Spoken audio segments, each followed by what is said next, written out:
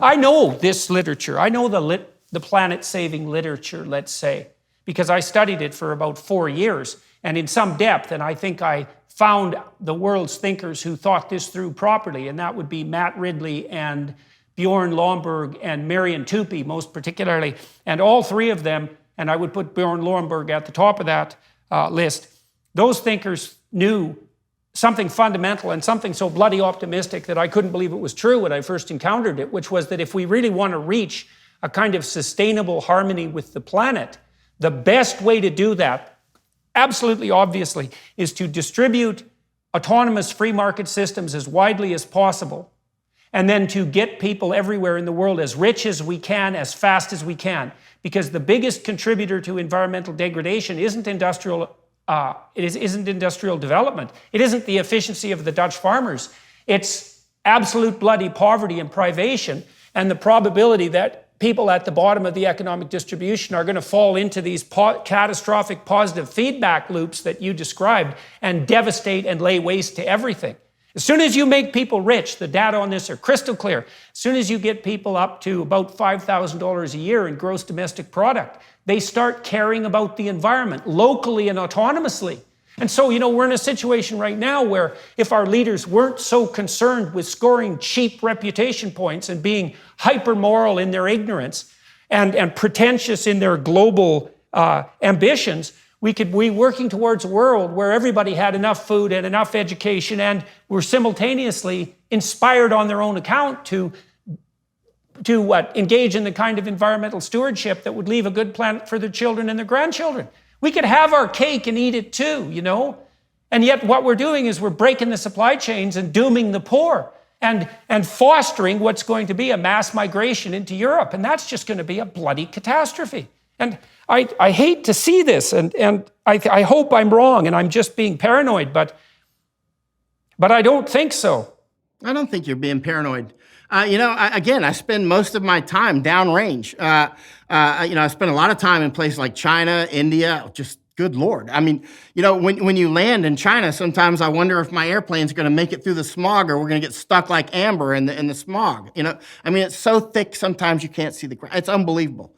And likewise with India, right? I spent almost a year in India and another year in Nepal, right? In Thailand, where I have an office, sometimes you have to have air filters in every room, and because all of Asia's, not all of Asia, but most of Asia's burning their farmland every year. You can see it in satellite photo. Look it up. It's unbelievable. So this pollution that comes from poverty is quite intense. Not that China is poor and rich, and India obviously is increasingly wealthy, but they have huge amounts of impoverished people, and their factories still actually are behaving as if they're poor. They're dumping smog out, unfiltered. It's unbelievable. And anyway, we could go on about that forever. But the bottom line is the farmers are clearly under attack here in Netherlands. The German farmers also are very efficient. Again, I lived 4 years in Germany, and their farmers are also under attack, and so all across Europe. How many people are engaging in these protests right now, and are they raging as intensely now as they were a week or 2 weeks ago? My sense is that they're actually growing. They're not, say, going like Panama was in Santiago last night in Panama, very violent and burning things and stealing police cars. They're not doing that here, but you can see it's a more intellectual at this point. It's not gotten intensely emotional at this point yet. Although I anticipate if the energy doesn't get turned back on and through the Nord Stream, things are going to get emotional, right? All across Europe, including here. Now, most of the Dutch that I talk with, I was talking with a member of parliament the other day. He was completely oblivious to the famines, right? Just like Jesus Christ. Totally missing it, right? And so this is kind of concern. And most of the Dutch people I speak with actually don't seem to see that, which is but these stores are nicely stocked, and this is Netherlands. It's a place of plenty. It's milk and honey here, And so it's kind of, as you know, you're a student of history. Often before the storm, everything's quite nice and the wine is flowing. And that's the way it is right now. Yeah. And so I've read Western reports that it's about 40,000 Dutch farmers. And so I don't know what percentage of the farmers that is. And I don't know if those numbers are anything approximating accurate. And I don't know if you also are aware, no doubt you are, of what's happening in Spain, where I understand there's been about 100,000 people protesting. And so what's the scale of this in Holland? And it's growing into the fishermen are also coming out in support of the truckers, as far as I've been able to tell. And if you want a job that's even more difficult than being a farmer, maybe being a fisherman would be the more difficult job. And so what sort of scale are these protests manifesting at the moment in Europe? And how many countries do you think are involved? You said Poland, Germany, Spain, the Netherlands. Scale and spread. Italy. Yep. Italy as well. I'm kind of reticent to make that guess yet. And I've actually published about this many times over the years, whether I was in the fighting in Thailand or the fighting in Hong Kong, and which I've spent many years in these sorts of things. And I'm often reticent to assign numbers. Now, the media might say 40,000 or whatnot. I know it's a lot. Let's put it that way. And I do sense that it's growing. It's not gripped the nation yet. It's not reached that level at all. You see that the Dutch flag is often being flown inverted now. Instead of red, white, and blue, it's blue, white, and red. And now the Dutch government, about within the last week or so, said that they're going to start taking those off of the overpasses because they present some sort of danger. Yeah. There you go. Yeah. The danger is people will take a photo and put it on, their social media, right? And then it'll spread. And one town, I think 2 days ago, said that they're not going to do it. They're just going to let them fly, right? So I mean, so the symbols are growing. I'll meet with one of the Dutch. Okay. Well, we want to focus on something here too for the enlightenment of the listeners and viewers. So I don't know if there's a more intelligently and compassionately and justly civilized country in the world than the Netherlands. So let's think about that country. I mean, first of all, it shouldn't even exist. The Dutch had to literally drain the oceans and build walls just to make the country exist. And believe me, man, you bloody well better be organized in order to do that. And they did that hundreds of years ago and put together this unbelievable system of irrigation and drainage that ran on those amazing windmills, which are technological marvels. And Dutch society is unbelievably civil and peaceful and productive and interesting and culturally vibrant. It's a great country. It's a stellar miracle, as Ayaan Hirsi Ali pointed out when she moved there from Somalia.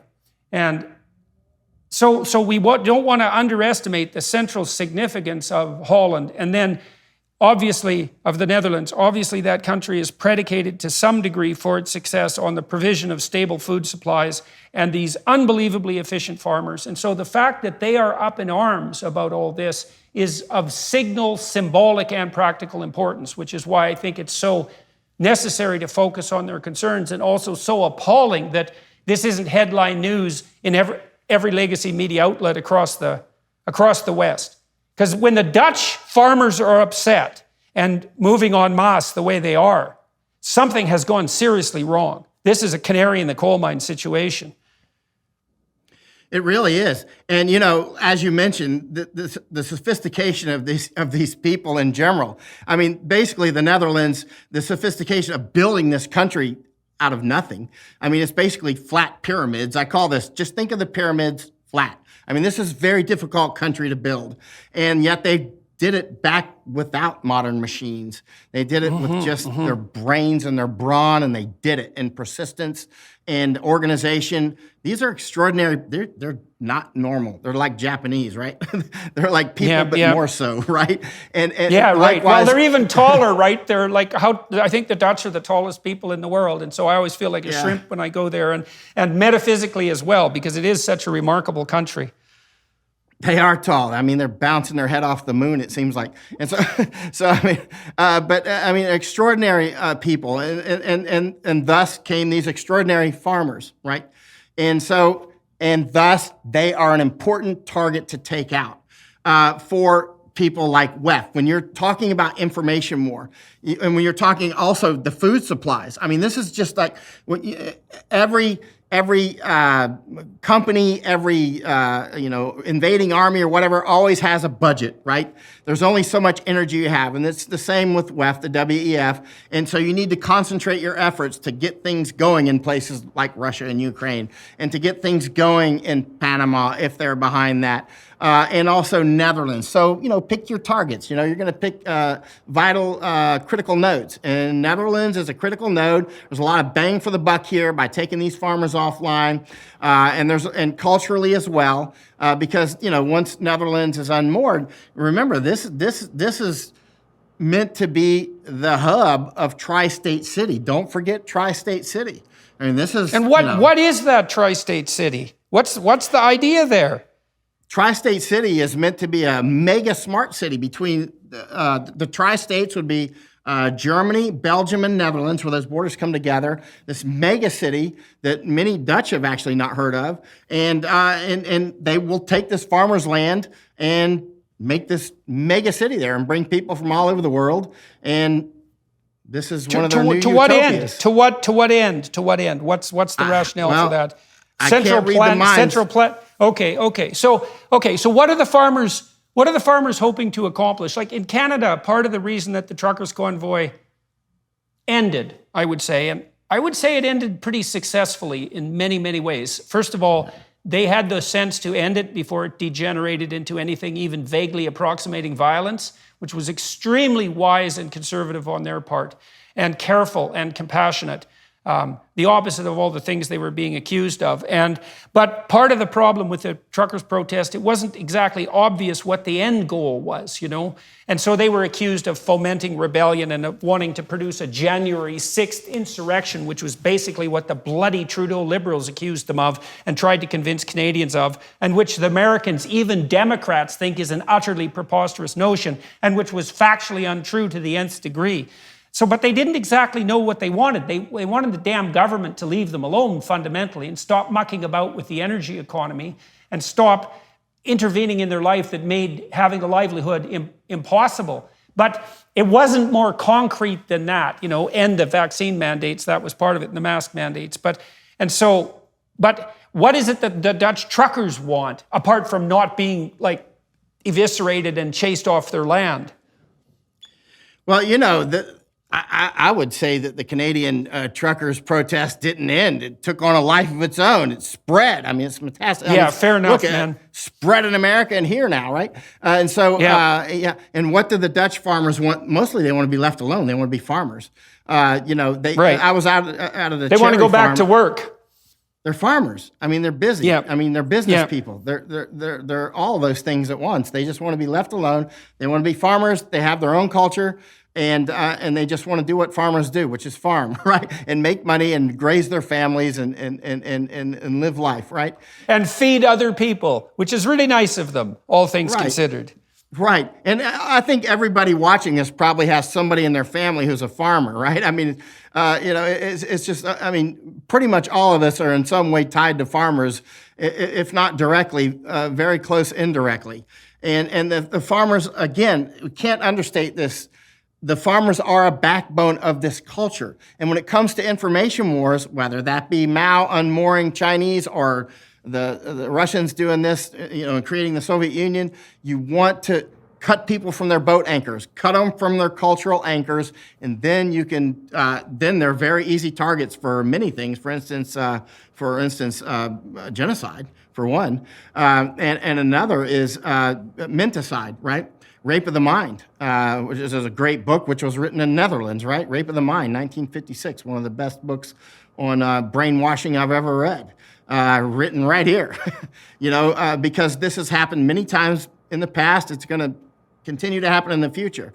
And one of the most important vaccines that we can take is to study cult making and menticides and how these techniques are used against people. I've studied these things for years because when I was in Special Forces, people talked about if you want to fight communism, you have to study cults because communism is a cult, right? It's got cult-like components that are very important. So I studied cults for years. I infiltrated a cult at one point. Actually, it was a cannibal cult that I tracked down, oddly enough, and infiltrated them. That's an interesting topic.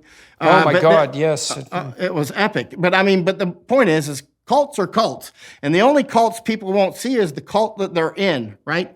People will never see, and that would include me. If I'm in a cult, I'm probably not going to see it, right? But everybody else can see it. Hey, that guy's in a cult, right? And so, the cult making of WEF, the WEF, we can see clearly they've got this climate cult, right? Yeah. Everybody's like, oh, we've got to do this. And, we're willing to kill people in mass to do it, even though we have no idea about this mathematics. Well, okay, so